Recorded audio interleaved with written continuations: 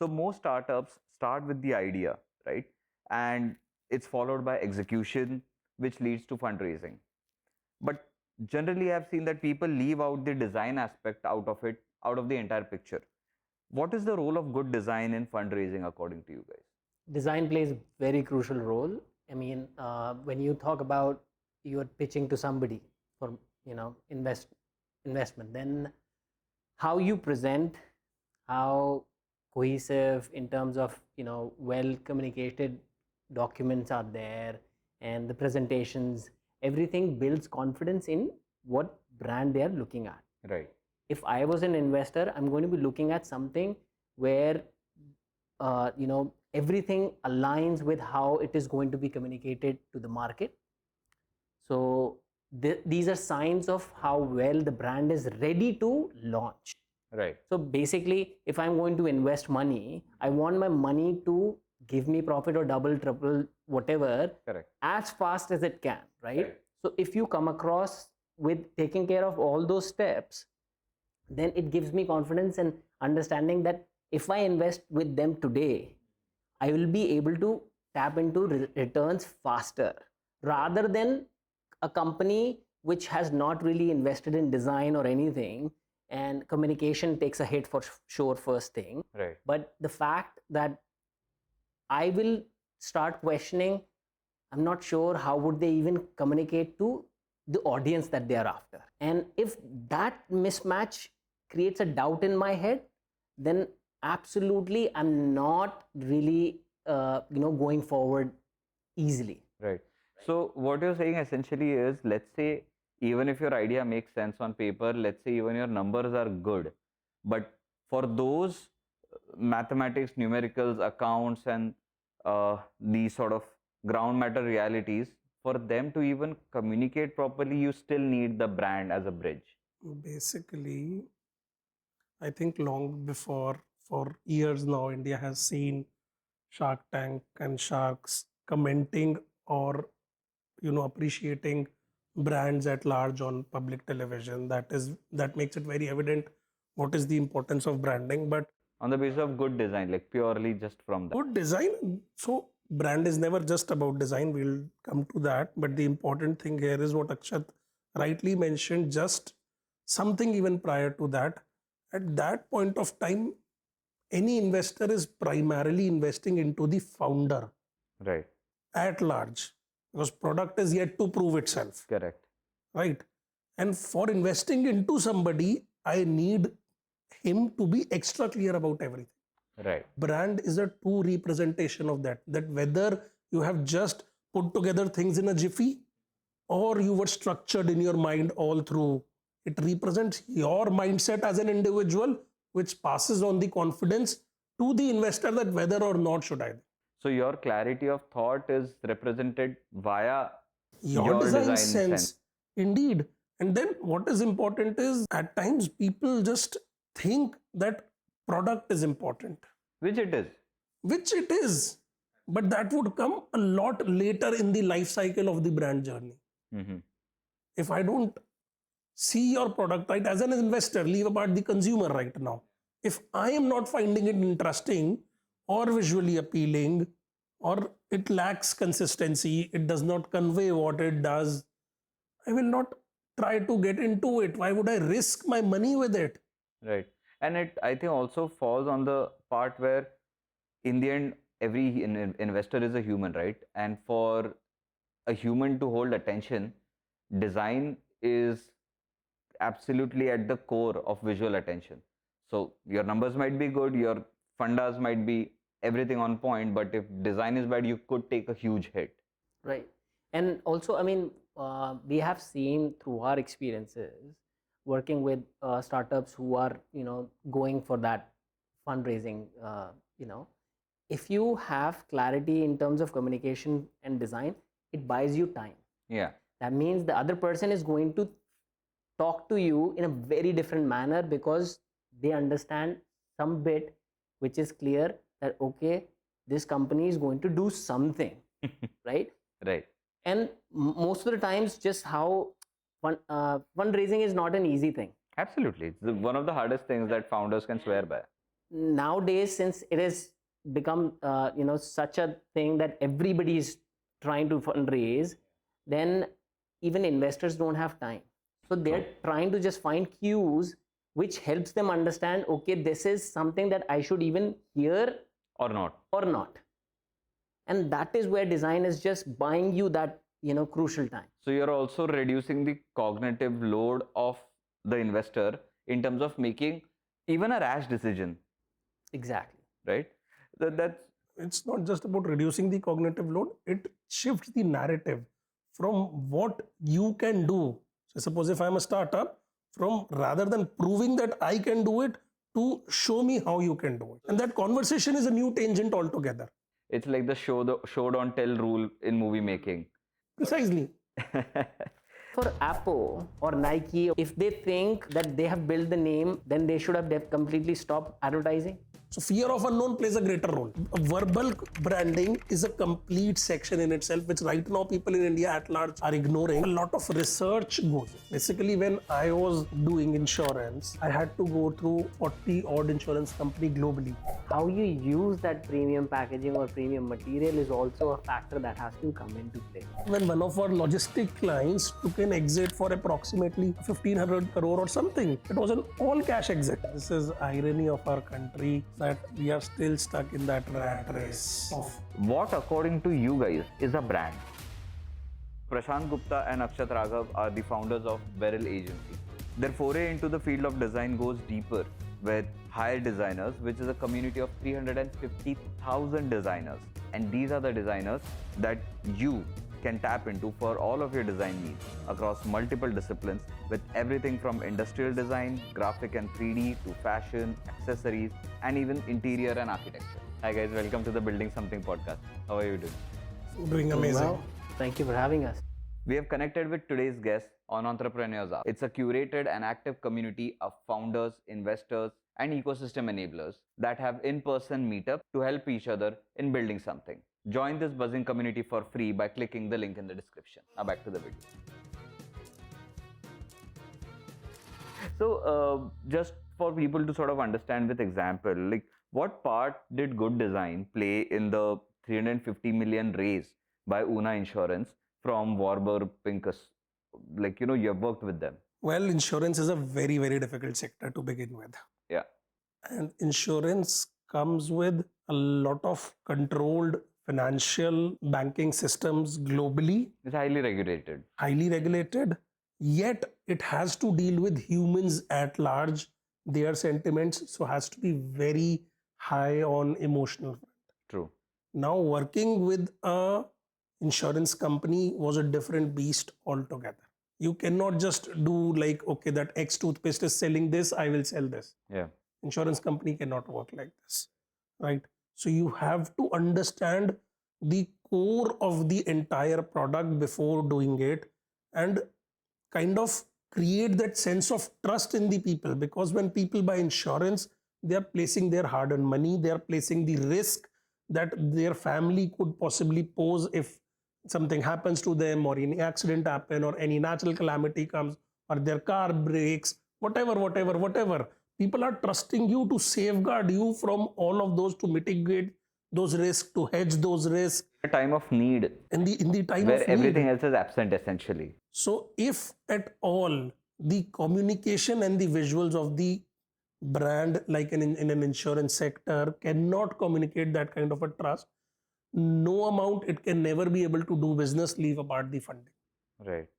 So when rightly communicated, and when you design a company that has to be present in multiple countries, you have to think the sensitivities of so many different cultures, so many different beliefs, so many different of rationalities, mindset, people who are well educated, people who are not so well educated. So all of this is combined by what? One single design language. Company will not change its narrative, company will not change its ad copies, company will not change it what it write on policies for each individual. But what connects with them is practically the sense of design. And that is why if you see Una has a Una shield primarily. Correct. As a product? Now that's a graphic element in terms of communication the brand is using. Okay. Just communicate that fact that you're secure. Got it. Right. So whether that's a house or a person or automobile, anything that they offer insurance service to is covered and secured in that manner. And Una specifically, the big challenge that Prashant mentioned, just add to that, is this was being launched in multiple countries at the same time. Okay. So the plan was that they would be launching in, I think, 7 or 8 countries, right? So understanding that what works in this country may not work in that, right? Because we have 7 to think of. So you have to go very deep in understanding of how people from different cultures are going to react to what we are pushing out. Correct. So in these kinds of projects where you mentioned the breadth is across multiple countries, the audience in itself is across multiple age groups, income brackets, etc. How long does it take for a company your size to come up with the comms idea in the first place, the design principles to be put in the next stage, and then sort of designing creatives after that? Like, how long does this entire process take? Oh, I'll relate this question to your first question.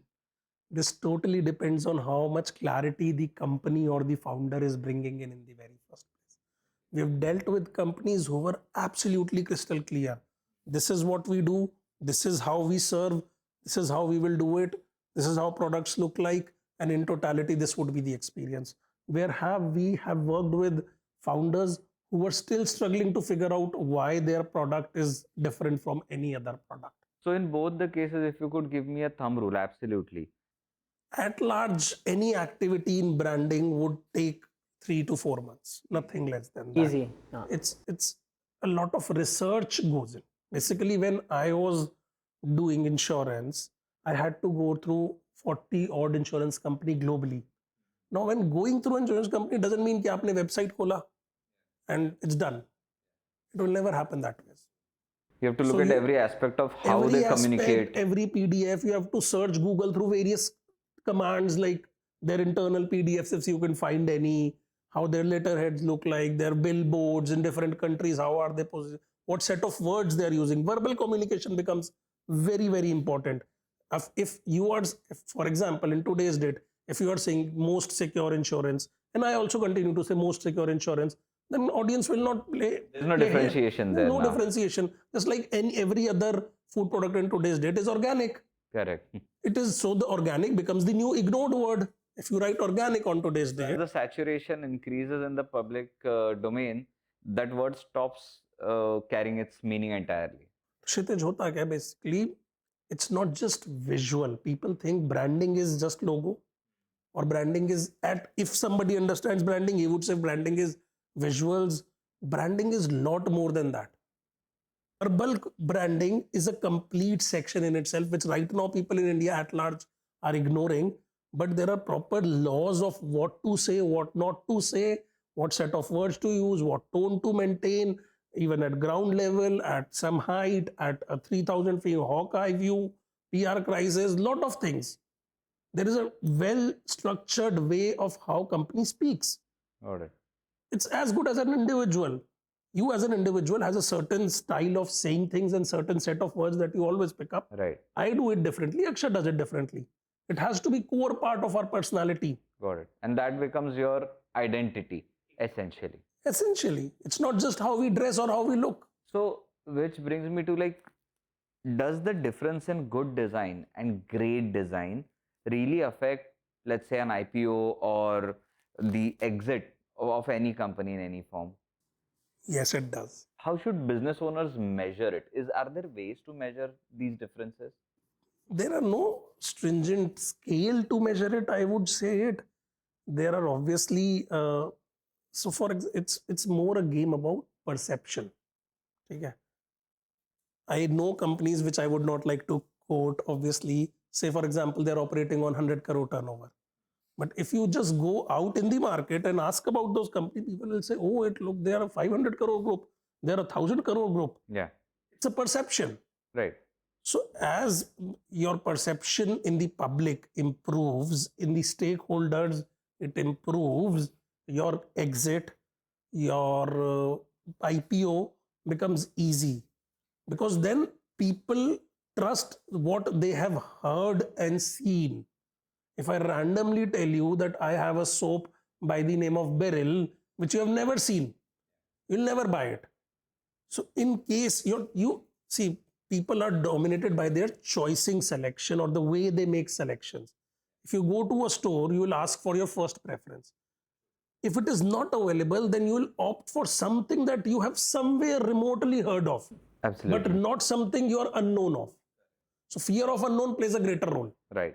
So yes, it plays a very, very crucial role in exits and in IPOs or in any sort of funding at large, whether it be fundraising, whether it be including getting external commercial borrowings, international loans, monetary fund, government grants, everything, all sort of fundraising covered in one umbrella plays a very, very big role. People are able to trust the brands which they have heard of rather than something they have never heard of. They might be as big possibly.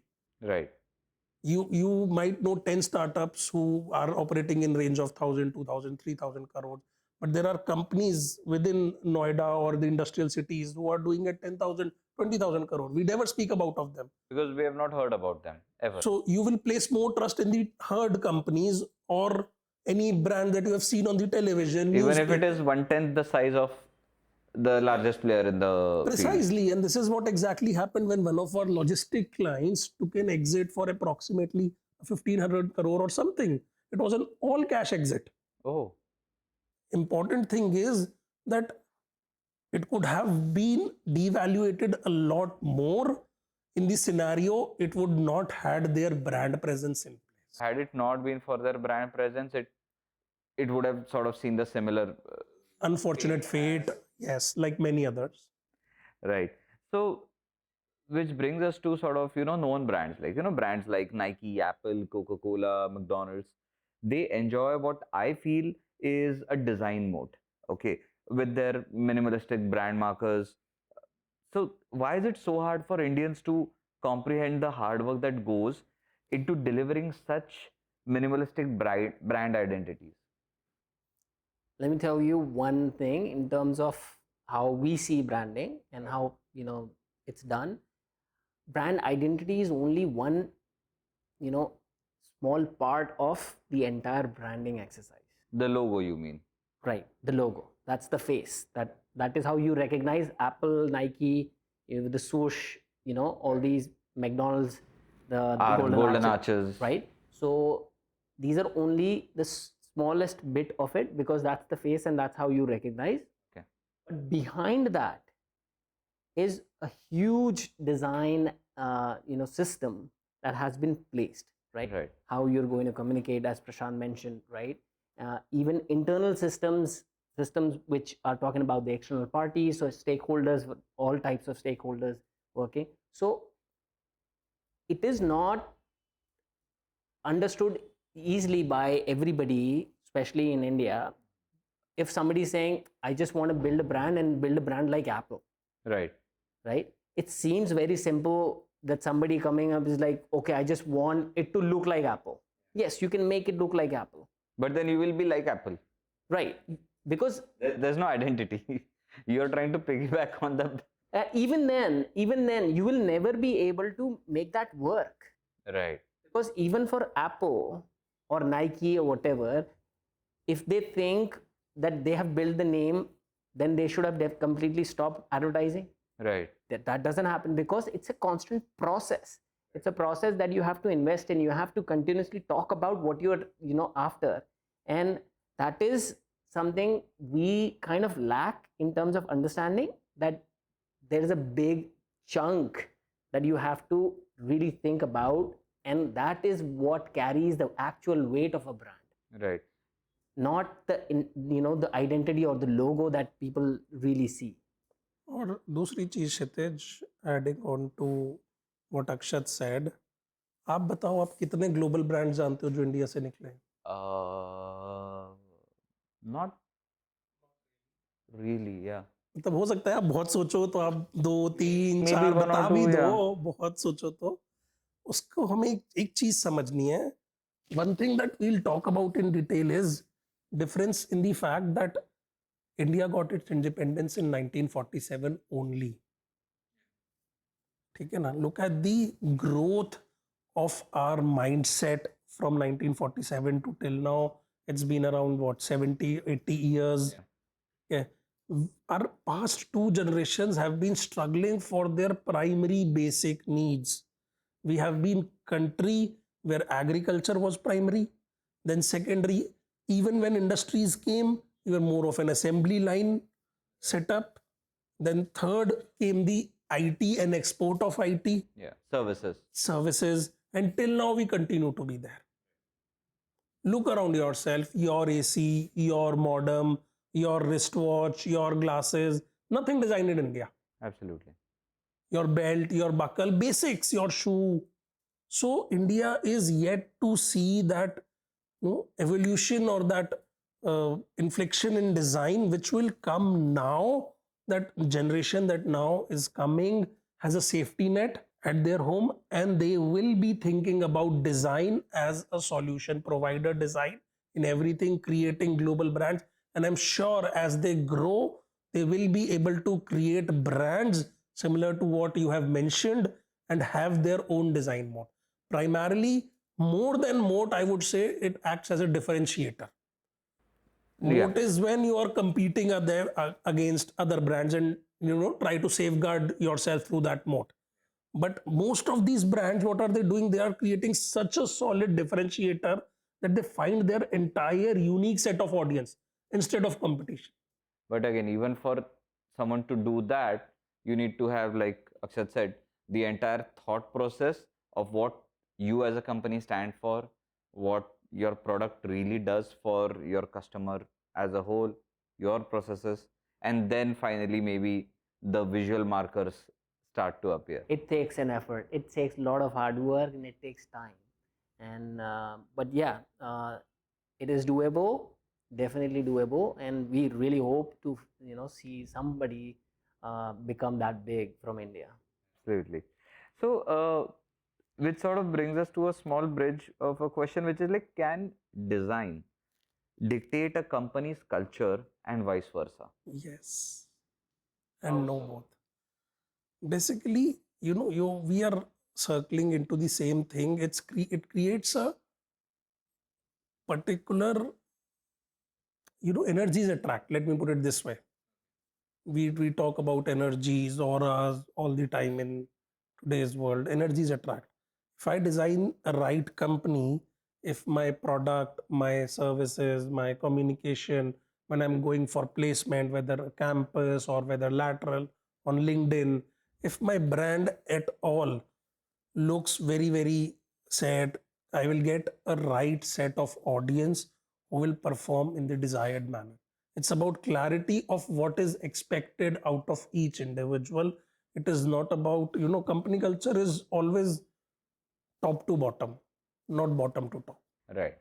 So if you have a structure, if you have a clarity, you will pass on to your team members, you will understand. And for that to happen, you also need high IQ, which your design clearly indicates is carried or not. Got it. It's the common belief that everybody has to align with, right? If they align with that common belief, and also belief cannot change every day, True. right? If you stick to one thing, that this is what we stand for as a brand, and everybody who's working, whether in internal stakeholders or external, doesn't matter, everybody is perceiving the same thing, believes in the same thing, then definitely people start aligning with that. And I think it is also a personal reflection of the founder, because it is their morals, their priorities, their stake into what customer success really looks like for them, that people will end up following, right? I mean, it's not going to happen that your employee will go out of your way and oppose you to appease the customer and risk their own job. Right. Absolutely. And vice versa bhi aise hi hoga. When you have the right people working for you who align with your mission, vision, or your brand purpose per se in modern days as we speak, Right. they will in turn get the same set of clients. They will, when the new people enter the company, they will be aligned by at large the people right now present in the, and the culture spreads. The culture is built. It's not just one person or two-person building. It's the entire team together. Absolutely. And when you try and extend this towards your end audience or your end customer, we have always seen that the customer acquisition cost starts to play a very important role, right? So in today's day, do you think a high CAC is a performance marketing problem, or is it still a trust issue between the customer and the brand?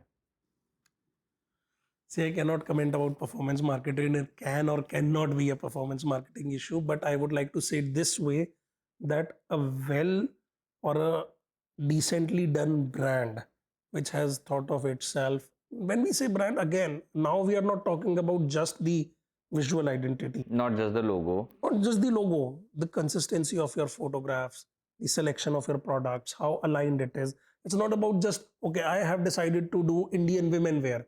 Even that has hundreds of possible style. Absolutely. If I am known for a certain style, if have chosen to expertise in certain dressing way, materials, or certain style of embroidery, or certain any other play, I have to stick to it. I have to become a giant in it.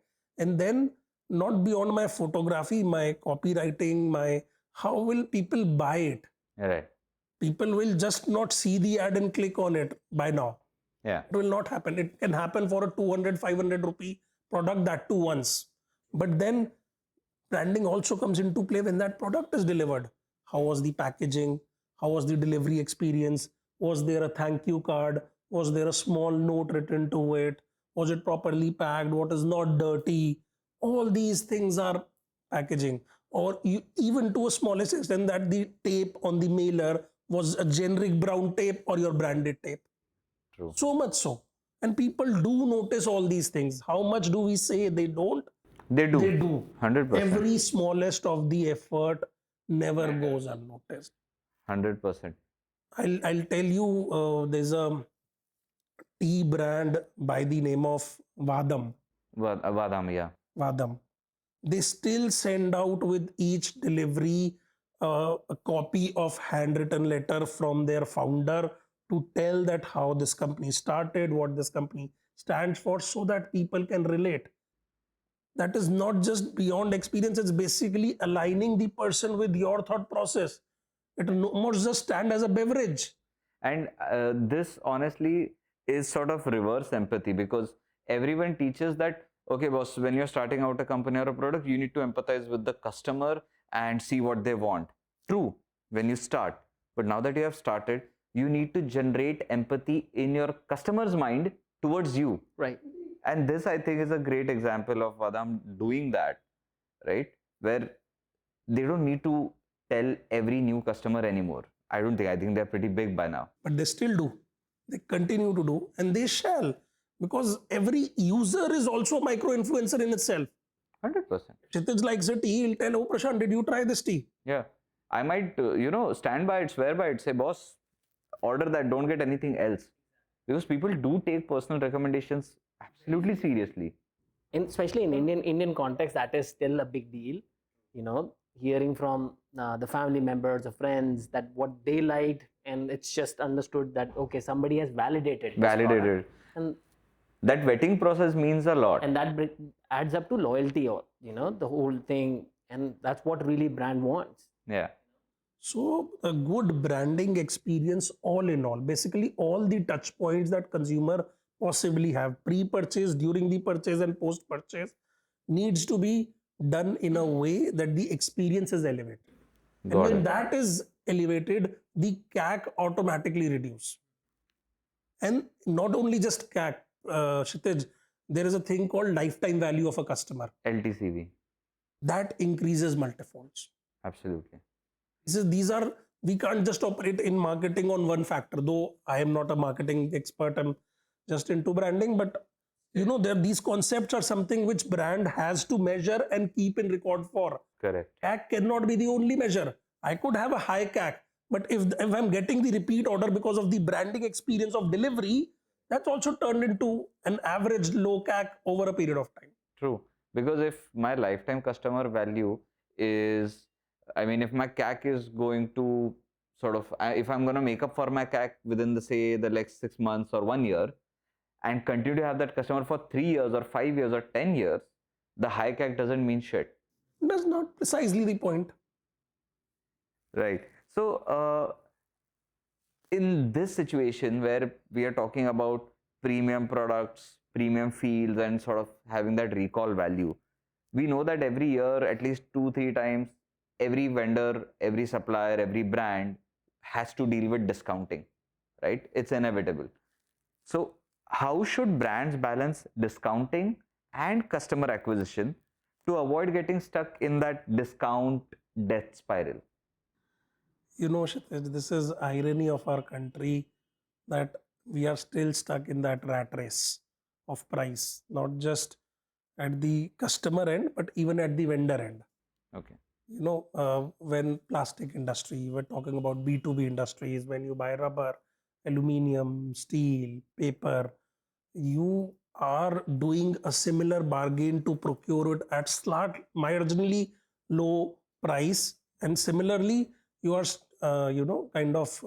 Bargaining power. bargaining. You are basically fighting for every penny from your vendor into your standard. Now when we talk about vendor credit has two major issues. One is the amount of credit, and the second is duration of the credit. Yeah. We have proven in our cases, like for example, there is this frozen berries brand which goes by the name of Delish. So if you ever go and search frozen blueberry, the first brand to pop up will be Delish. They're one of the oldest and one of the largest in the country. It's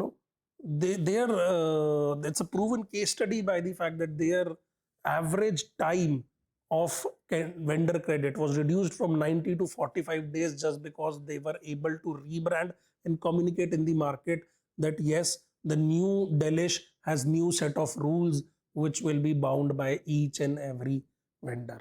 And this is just not, maybe everybody does not know Delish. Okay, let's go back into time. This is a very global study of Nirma. What exactly they did. Nirma, when they came up with their Nirma Girl ad, was largely because they were tired of the market. Market was not paying them. The credits reached up to 120, 180 days. Amounts were gradually increasing and they had no other option. At that point, Nirma decided to hold all the supplies back, go on television, did the Nirma ad, created that pull, and then when vendor now approached them, obviously they came at Nirma's term. Their own terms. Now for that they were able, now these kinds of decisions can, burn your company very fast, right? But obviously these have to be thoughtful, and in Nirma's case, the credit of Nirma's entire board, honestly, to take such a huge risk by pulling your product from the market and then saying, oh, I'm going to put it in brand identity. So there was a time when advertising executives were sort of listened to a lot by the boards. Now with social media and sort of creatives losing the value just because you have to have a lot of creatives, performance marketing again sort of pushes you to have these multiple creatives wala approach. The pull or the need in the minds of these board of directors for branding people is decreasing. Have you seen that happen, or have you seen the opposite trend? It goes both ways in the sense, yes, market is cluttered, so people are trying to find new ways of communicating what they want to communicate with their audience, but at the same time a lot of brands literally have no other way out than doing this. True. Right?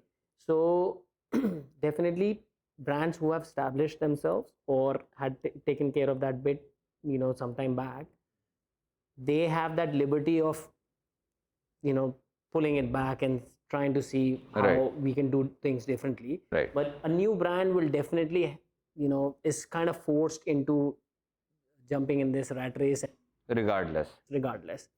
right? Reason, uh, the avenues for a new brand to come out are not many. Right. Before we had social media and everything, there were a lot of avenues in terms of you could reach out to mass public just by newspaper itself Right. or TV, right? Essentially ATL. ATL. ATL used to ATL, be the right? only way to advertise. Correct. And it would allow you to reach out to decent masses. And you don't need to come up with 10 different ads for 10 days. You just continue with one and you keep putting it out for years. So there's no hyper personalization needed, at least in that time. Correct. Now It could be in this time also. It could be very well in this time also, that do we really need that hyper personalization, or is it just a gimmick created by industry itself to sell to the brands? Yeah. Now, in contrast to, not what Akshat is saying, global giants have shrunk, Yeah. at least in the big advertising league. Is what shrunk in WPP is size. a good example, and definitely a lot of other companies have shrunk. Uska primarily two reasons are: one, now smarter new management is identifying that why should we pay for all the overheads? Okay. If a lean structure can give me a creative output, why do I need to have a big hefty account manager and then a copywriter and then this and that? If team of 2 or 3 smart young men can deliver me an output which can have an impact on my audience, why not I do it? Why do I stick to agency itself and their obnoxious retainers, obviously? And the second thing is, it was unfortunate, I would not say all, but most had a simple strategy of bringing in a celebrity brand ambassador. That was their last solution Right. to most of the things. And even that is sort of commoditized nowadays, right? Precisely. If now the brand knows, and now the celebrities has also opened up that, okay, if I need X celebrity, I'll directly contact their manager, I'll get them in. Why do I pay again so much to the agency? Right. B, what is the need of the celebrity? That is being questioned a lot. There have been so many good impact out there. Paperboat. Paperboat is such a massive hit product. They created such nostalgia only by basic storytelling. That also only on their packaging. Packaging or storytelling or how they related you, connected you, or put you back in 90s. That those typical your grandmas or your childhood house, that you are playing, and summer vacations, what you used to have, how simple life was. You don't need those hefty budgets on all of that. Companies have started realizing it. Right. Companies have options. Even I think the whole truth right now has sort of taken the narrative where they have the founder is sort of the brand ambassador himself, and all they do is talk about transparency and making sure that they make products that are made out of natural sources. That's it.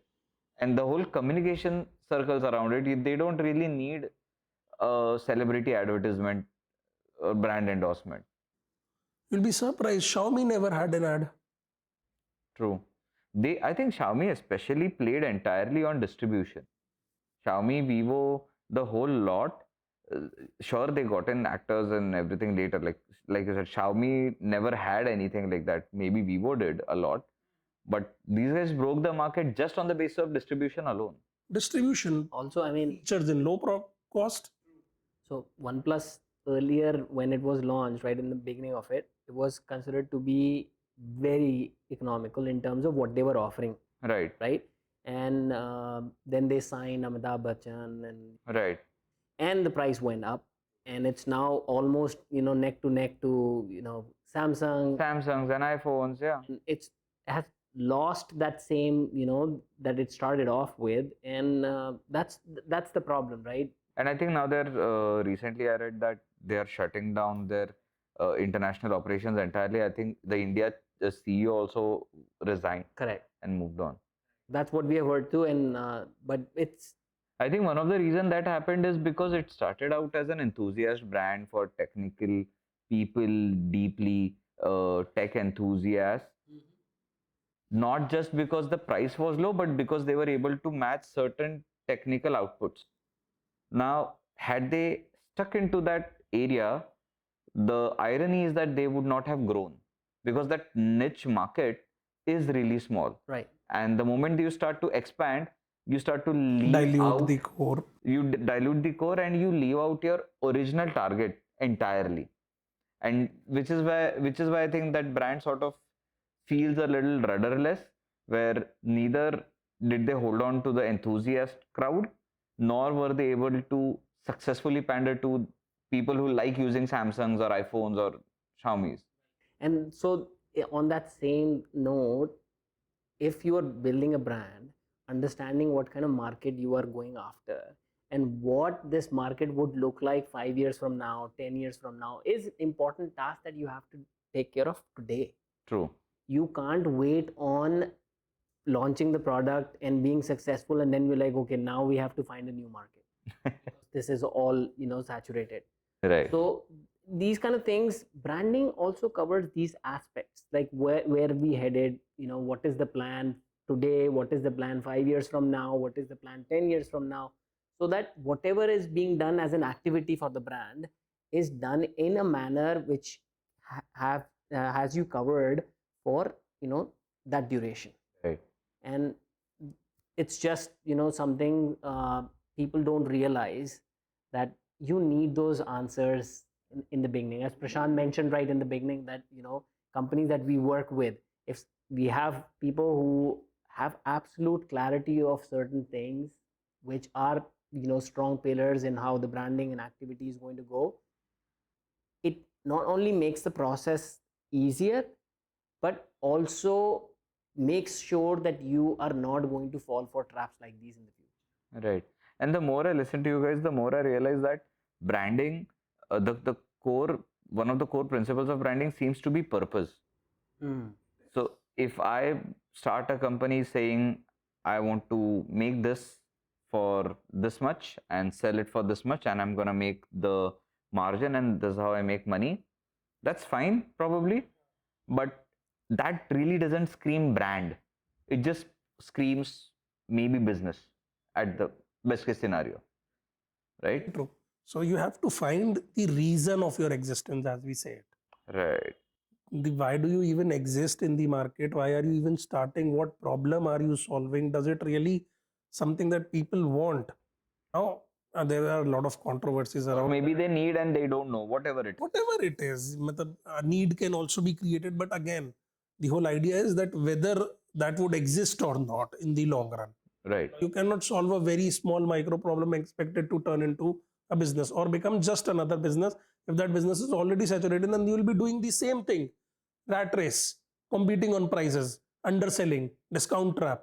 Rather, we encourage our clients so much so that we have gone up to 276% premiumization over markets.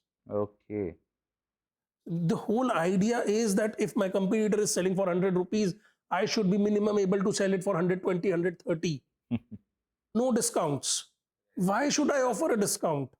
Right. And if that starts to happen, that is a permanent downward spiral. Like, how would anyone win? Nobody would. It's just like a red light, as Akshat said. If everybody is in a rush, nobody would reach early. True. Nobody would. So people need to understand that they need to find their own sweet blue ocean. They can't be biting each other and just having a pie. Right. And in this case, when you're building the brand, is repelling the wrong audience the same as attracting the right audience? Should that even be a way of operation? Kshitij, there is, I mean, this question can have two answers probably. Give me both. First is there is nothing like a wrong audience. Do you think so? Yes, my product can serve one set of audience. That does not make other person a wrong audience per se. But it's subjective. It's for me, right? For me, it's a wrong audience to invest into. That is not even your audience. How can something that is not yours can be wrong? I would sort of push back on it and say, because defining an audience is a harder thing that people think it is, It is. there is a high chance that this mistake happens a lot of time. You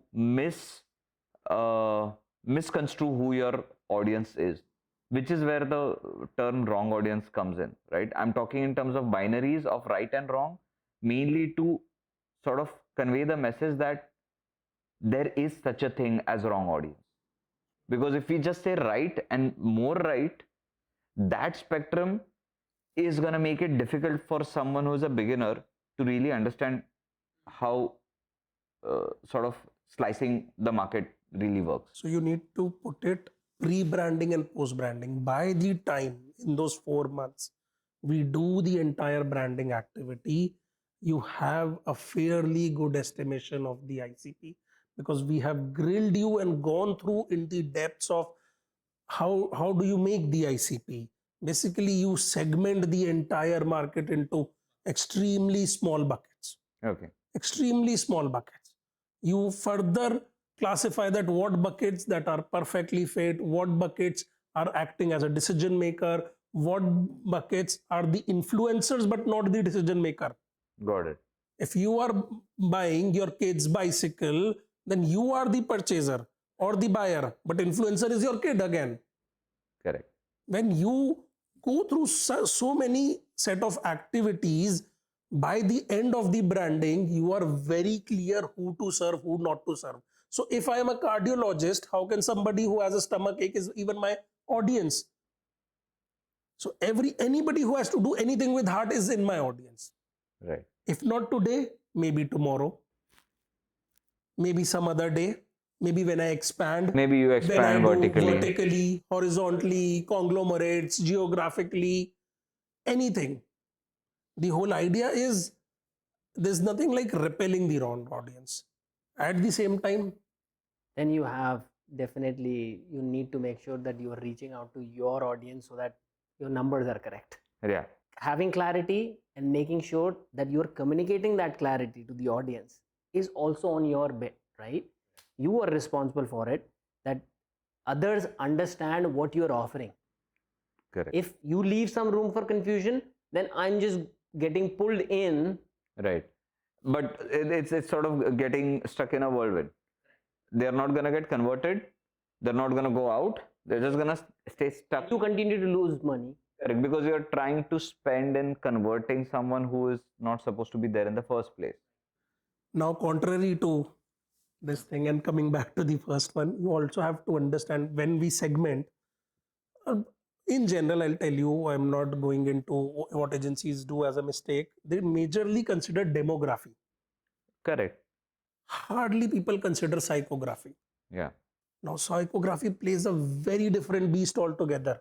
What all things get covered under psychography Psychography basically versus talks- demography, just to give our audience a So fair bit of demography is background. practically what is your age, location, gender, cultural beliefs, every other thing. Practically, psychography talks about your fears, your motivation, what aspires you, what is your reason of buying certain things. Now, tomorrow you are investing 50 lakh rupees in a car and you are buying a luxury car. You would really want people who cannot afford it, they should know about this brand. Right. You would not invest 50 lakh rupees in a certain brand which your society who cannot afford it has never heard of. Correct. So for them to target those people is also one of the reasons for their audience to make it buy. Got it. Just so that the perception Is important. The perception of luxury comes when people know it and people have aspirations. Yeah. People might not be able to buy it. So there is, once again, coming back to it, there is nothing like a wrong audience. These are affiliate audience. They will push the decision of a person who can buy it into buying it. Not everybody can own a Ferrari, Correct. but you can always dream about it. True. And that's what brand is definitely going to look for, that you should continue to dream about my product, Yeah. because that is going to be one factor that is going to make you push that one day I'm going to achieve that. Right. So it works in multiple ways. It's not as simple as, wrong and right. Got it. It depends upon how you see it, but yes, communication again plays the biggest role in helping you out on that. Does storytelling differ when, let's say, I'm a CEO of a company with 50 employees versus I have now grown to a 500 people company? Does my branding and storytelling differ by any means? It's something like, we once basic in our childhood learns basic law of physics that things move from high pressure to low pressure. Yeah. So in your initial days, when you're a small company, 50, 10, 20, whatever, things are more founder driven. The credibility drawn or the brand draw the credibility from the founder itself, where he is majorly aligned in practically every dealing, in every part of the operations with every stakeholder, every client, every team member, entirely each one of them. But gradually, as you go, the system has to become a sustainable, a self-sustaining system where founder cannot be present in every room. And that is where dynamics change. Your brand guideline will be handled by a lot of different vendors, a lot of different team members. It has to speak a certain language, irrespective of they might not be as passionate or as knowledgeable about the product as a founder himself is, yet they have to convey same message in same tonality, in same passion, in same sense of tone, Sense of purpose, same. sense of purpose. So essentially, what you're saying is that even processes are a part of the brand, and they are they as you grow, they are sort of the proxy to the founder themselves or the foundational values themselves. And internal culture, everything is so interlinked. I mean, brand is designed in such a way that you would want to scale tomorrow, right? True. That's the whole. That's the whole point of having a point of brand. it, Yeah. Right. So, by the virtue of you building a brand, it is given that you will be taking care of that. That scale will happen, and it should happen in a manner that you continue to have that, green signal in terms of your books are in green and everything continues that way. So yeah. We spoke so much about founders building brands, right? Now, at the same time, there are these giants like P&G and Unilever. They are acquiring D2C brands a little more aggressively in the recent past. And these acquisitions, a lot of the times, they don't have very many product differentiations, right?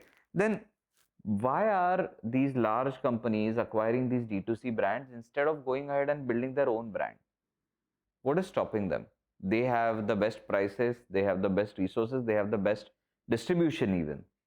And still D2C brands are beating them in such a way that they have to go and acquire them entirely. Why is that? So, I mean, it can have multiple reasons, right? And one could be definitely the brand architecture, which is, what we start with. That brand, for example, let's just say Coca-Cola, correct? Coca-Cola is one of the oldest brands out there, and they came to India and they acquired your Thumbs Up, they acquired Limca, and Not many other brands. they already have their market. They already have people who are literally picking Thumbs Up over any other cola. Yeah. Right? So this is already a set market that this brand is able to capture, right? And insert Coca-Cola in their heads, right? That means this brand is getting a foot in the door of that person's, life, and giving them access to all other products this brand is bringing to them, right? Because Coca-Cola is not making one product, as we said, and this is easier to take care of, right? And buying out these companies, smaller companies, helps bigger companies literally enter spaces that they would not be able to. Entering in a space in Indian market is not easy, and the amount of money, time would be required. Yes, they can do it. They have the money. Coca-Cola is not a small brand, nor is Reliance, right? Campa Cola is the new Correct. one, right? They're not small brands, and they have all the power, amazing people working for them who can get that done. But it cannot be done in the manner which acquiring a brand like that happens. It's very quick and allows for you to literally change the perception of what they believed Coca-Cola as a company, because till now you were only comparing with me in terms of I drink thumbs up, I don't give a damn about Coca-Cola. But now that it is my company, I can change that perception. I like Coca-Cola ka thumbs up as a product. So I entered your system unconsciously. The cost of acquisition gives you low marketing cost, low product placement cost, low distribution cost, already set network, a lot of other advantages that comes with those acquisitions. But Kshitij, what is crucial is flip your question. Why do only certain D2C brands are able to make it to a larger group's part and rest all of other die an unfortunate death? That's an interesting way of looking at it. Why does that happen? Branding. You think that is the only thing? See, anything cannot work in isolation, as I said. As in product though has to play its role, na? But when you realize at times companies just change for the sake of change, because if they will not change, customer will change them for the sake of change. Got it. It's a very complex statement, right? Why do you think in 2020, from 2020 to 2023, almost all the bigger car giants changed their logo? All the bigger car giants.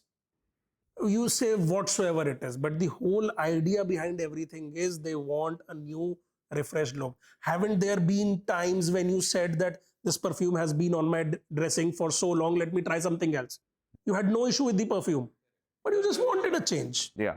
So therefore, branding in those D2C brands who got acquired by these bigger players played a very, very crucial role, because they were able to crack a certain type of market which nobody else was dealing with. Right. Limca, unfortunately, till date in country is as good as a medical thing. You have a stomach ache. My nani, my dadi, they still do this. You have a stomach ache, okay, thodi si limca pee lo. But there's It has no medical connection. It has absolutely no connection. But they were able to crack that mindset somehow. There is somehow that association, mental association from way back, and it's still working. Also, you can't replicate that and create a product and put it in place of Limca, right, to compete with. Also, it goes back to the first question that you had asked. Literally think of it as an investor. Yeah. If I have something which is all sorted, it is able to communicate well, it is able to, reach the market the way it should, everything is working, then I want to, be invested in it. Simple as that. And, so coming from the point of people being invested, many a times customers are invested in how a company is doing, good or bad. And in bad times, we have seen that most corporate crises blow up not because someone said something. Obviously, there is a crisis because something happened, but rather because nobody said anything. So why is silence a wrong answer in PR crisis? I don't think it is. You don't think? It depends on the scale, on the controversy, on the involvement. In fact, Kshitij, even admission of the mistake is not a wrong PR policy. Yeah. Volkswagen did it. Yeah. When their emission crisis happened across through the Europe, they had to do it. There was no way out.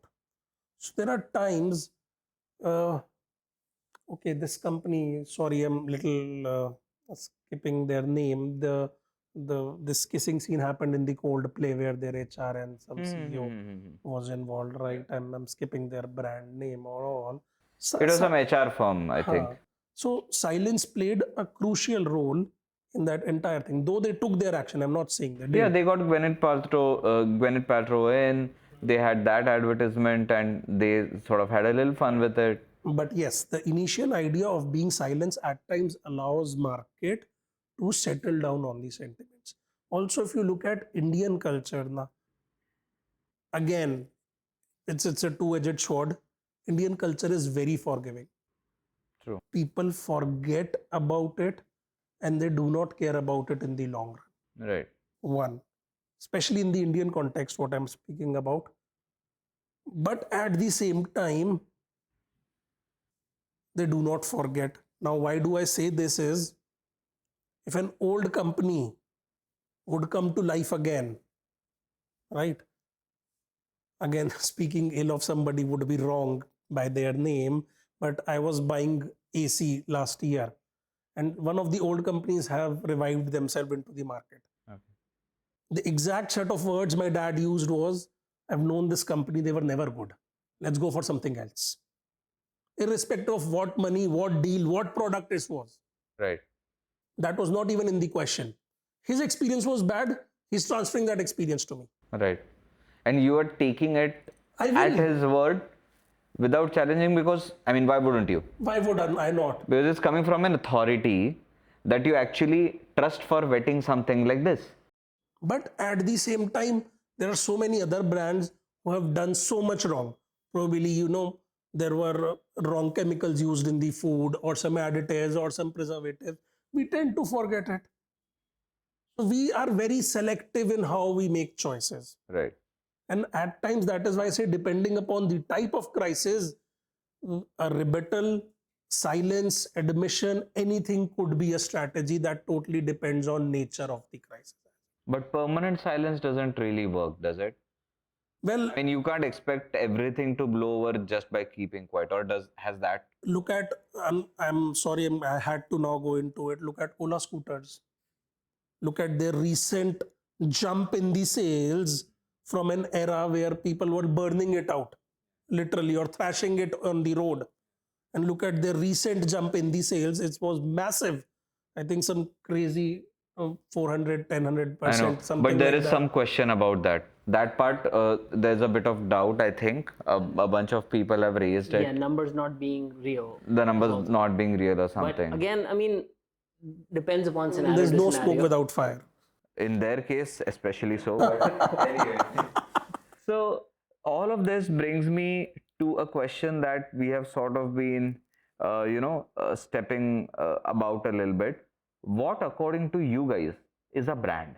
Brand is like your soul, your personality. When a person is born, they have a soul. As they grow up, they have a personality, right? Irrespective of the fact that they took their education or not, they took a personality development class or not, they will have a personality. Correct. Your product, when launched and thrown into market, it will have a brand. Now, how good or bad, or how ugly or beautiful, or how correct or incorrect that personality is for you, or what kind of damage it is causing you, or what kind of good fruits it is bringing you, is entire the act of branding. That today what we saw, a polished brand is a brand. So when we say a brand, a personality, it's about how you look, which brings it to the visual identity of the part. It is, and again, as we have time and again mentioned, not just the logo. So I give this beautiful example. I put a small bucket here with red and white vertical stripes. You need not to have a logo on it to say this is KFC, right? Or if you move into an Airtel store, you don't need to see a logo to identify that this is an Airtel store. Right. Or as simple as that, if you call up American Express customer care, you don't need to differentiate any other identification to differentiate it from SBI or any other banking system. Right. Right. So it's the same thing. It's the very same thing. So your visual identity, cohesive visual identity, which means all the touch point from your logo to how your invoices look, how your presentations look, how your, any other digital media looks, how your in-person brochures come across, handouts, signages in the company, your delivery vehicle, uniforms, what are your visiting cards, stationery, everything, and going up to the fact that you're in your distribution network, your distributor, your main wholesaler, retailer, cocoa shops, every possible touch point with a consumer, even when you appoint a dealer, then that welcome kit, dealer selection letter. We have worked on all such details in order to create brand. So this becomes one visual identity at large, that we call it. Second is, what is brand is again coming back to the personality, is how you speak. I might be very well dressed, but when I open my mouth, I'm like bullshit.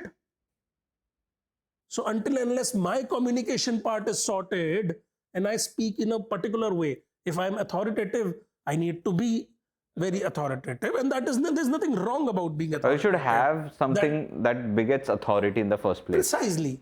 Or if I'm caregiving, or I have a sage kind of a archetype, then I have to be then.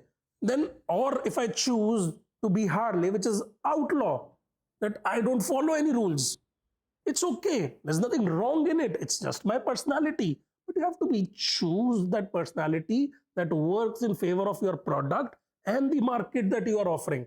So verbal communication becomes the second most important part, which is unfortunately the most ignored part in the country. And the third is the entire strategy. That, okay, I know how I look, I know how I speak, but when to speak, when to appear in public, when not to, is the strategy part of it. Right. Which room you have to be present in, and what is where you have to be completely missing. Yeah. Something that you have to make a deliberate choice. If I'm listing a product on a Blinkit, I can choose to have it in probably a beverage section, and I can choose to have it in a gourmet section. This is my choice. Right. I need to make it consciously where to be and where not to be. This is the part of the strategy. Right. So ideally, when we say what is a brand or what is branding per se, this is now what we have been discussing. What is branding? So branding constitutes of this visual, verbal strategy. Together it makes of a brand. And brand, as you know, Akshat and has taught me and I've learned from a lot of other sources, is how people perceive you in your absence. So, how could a founder influence the customer's belief in their brands to gain more pricing power with the customer? I mean, couple of examples from big brands for sure, but they are big now because of the founders and how they played that role. Steve Jobs is definitely one. The entire brand is built on who he was as a person. And so when a founder like that is communicating to the audience, price is not even a factor. Right. Right? And that is the role of a founder, to say, I am here to solve a problem. And the way I'm going to solve the problem, you will not even remember the problem. Right? And that kind of confidence and that kind of belief transfer allows for brand to take certain things out of the equation altogether. So Elon Musk does that really well, and you like it or not, that's one thing, but Anand Mahindra also has done some bit for Mahindra, Right. where he's very active, and his pro-India stance sort of helps people resonate. right before Thar was launched, the new Thar, he has been active throughout the process. And we know people like Ratan Tata. He may not be out and about in terms of compared to Steve Jobs or other players, but his presence of how everyone would connect Tata with him Correct. played a very crucial role, and it does for everything and anything you think of. Reason being, it all boils down to, at the end of the day, humans connect with humans. Right. So when they see another human talking about certain things, definitely helps. And we have seen many times now, even in startup culture, you have seen a lot of people what's that brand for shaving something? Bombay shaving. Bombay shaving. That guy is very active. So, you know, even Carl Pye was very active right in the beginning of it, and that is where Even now, with nothing, he's very active. taken it entirely on his shoulders. Right, and right after he left OnePlus, The downfall sort of started. correct. So these things definitely help, and they build confidence in terms of your customer starts to feel a connect with you. Right. And once that connection comes into play, you take away a lot of problems that you see as a brand, out of the picture. And I think it is also a lot of hard work, because I remember there were times when Elon used to sort of roll an OTA, okay, for Tesla, and someone used to get their car bricked or something. They would just put up on Twitter, and he would literally respond saying, okay, on it. Okay, this will be done in 20 days. Now, it is one thing for someone to say, it is another to make sure that it really happens. Correct. Because if that doesn't happen, the whole process might actually backfire, right? Right. And Twitter especially played that role, or allowed for a lot of founders, in current scenario, to be able to do that. Right. You can't compare Steve Jobs' voice and what he had access of, that level. Bill Gates was not never like that. Yeah. But even if you're a small company, you now have access to do all that through Twitter or social media, which is not going to add anything to your marketing or any expenditure to reach out to your public, your audience. So as Akshat said, human trust humans at the end. It's also about how all of the names that he took always had shown you a vision that we don't know will be achieved, will not be achieved, but you tag along on that journey with them. Regardless. Now Elon Musk is saying, I'll take you to Mars or Moon. Steve Jobs said that I'll put computers in everybody's pocket and I'll put computers in a mailing envelope and everything. So Which he did. I'm saying people can or cannot achieve, we are not sure. But showing the dream And tagging along the others- community is very important. In fact, this is one of the basic difference between Apple and the Microsoft, that despite Microsoft having such large number of computers running Windows, they never had a community per se. True. There is no Windows community or a Microsoft community, which always backlashes. And when we spoke about crisis, we spoke about so many different angles. This is the community support that you need going forward. And after the Corona times are now going, people would engage in person. Brands need their communities beyond products. Products to happen, you need people at large. Right. This is the truth of the matter, and this will continue to be next 20, 30 years minimum, if nothing less. And actually, I have personally seen, so one such example is one of our older clients, Pallavi Udgi. She is the founder of Super Bottoms. And I have seen her go from operating in her house, her and her husband with their child. They not only developed the product around their child and their needs, but I saw them develop the community of mothers. It's essentially an army.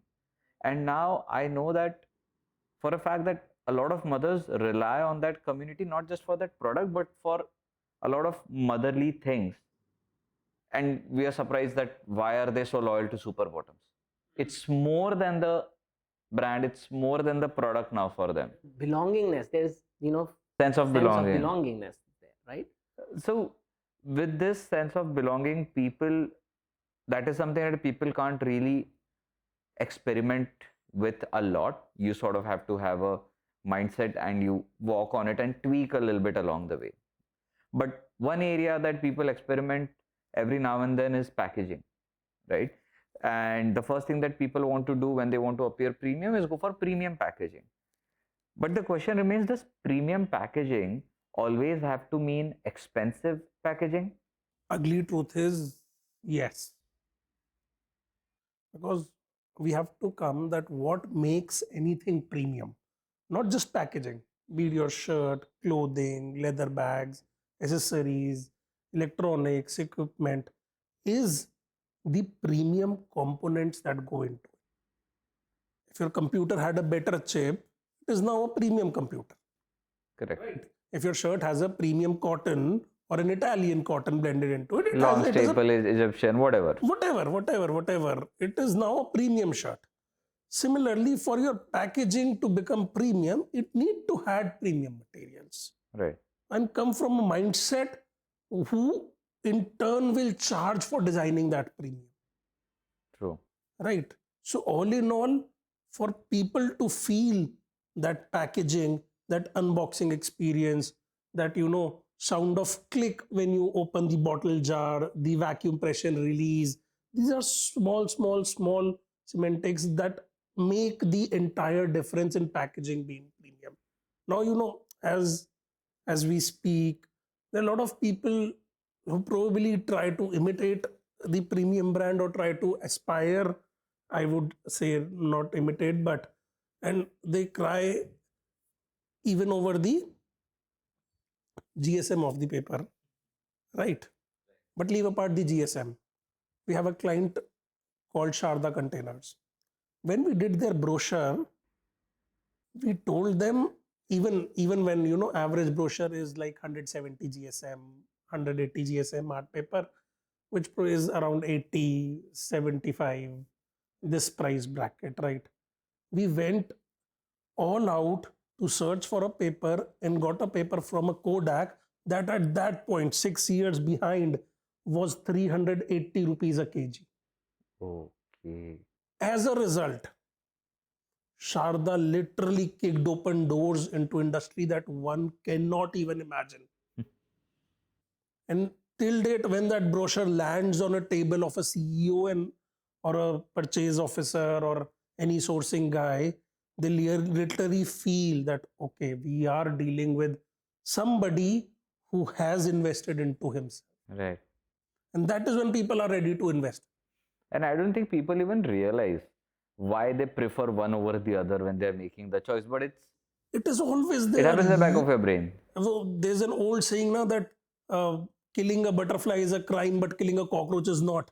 Aesthetic matters. True. Aesthetic do matters. And speaking of Sharda, you must know that it is a B2B company. It is not into any kind of consumer goods, FMB, FMCG, anything. Pure B2B. So premium product. Now, what could be next level? People use wood. People use metal. True. And that helps you premiumize your product, position your product differently. And especially, I think marketing collaterals, materials are, they are your marketing materials. It is someone else's recycling, right? And in this situation, it is only if you add literal value in it in terms of material that someone on the other end might feel throwing it is actually a waste. So I just recently did a blog on my website. You'll find the future of packaging of beverages lies in the past. Okay. How is that? You remember an era when we used to have that bottles and crates coming in our home, and we used to consume the beverage, Coke, Pepsi, whatever, go to the dealer, replace it. Yeah. After 40 years, we are now talking again that was a more sustainable model, Right. more environmental friendly. In fact, brands now are preferring to etch on the bottle instead of putting a label on it. Just to reduce that wasteful labeling and double plastic coated. So future of everything is what we have already seen. Not talking of branding and the recall, as you rightly said, or the recycling part.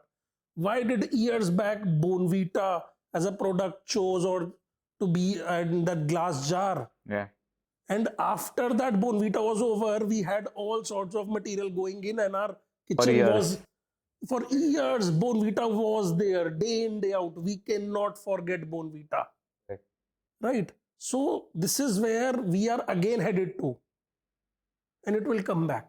So premium packaging is not only about premiumization of the product, but your continuous recall. Right. If you make something so good that you can't throw it, you're getting free advertisement.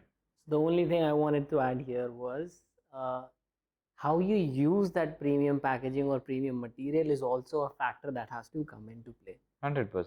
So you might spend 10 paisa more to get specialty paper, or get Some embossed print or something. different ink, Spot to come into- lamination or yeah. something. Yeah. But how and where you do it is also going to come into play. Reason being, just by getting a material Doesn't mean you're doesn't premium. mean premium. It could become very well be a waste of money. It would, unless and until you have There's some used thought behind for, it. the reason, and it fits right, it is going to show the results. Otherwise it is just going to be unnoticed and just waste. So the conversation is so interesting that we sort of extended our time. We overshot our time by a lot, but we were so happy to do it that we are probably gonna cut this into 2 parts. So if you are at the end of part 1, please be rest assured we are still editing the rest of the video, and next week you will come back for the second part of this conversation.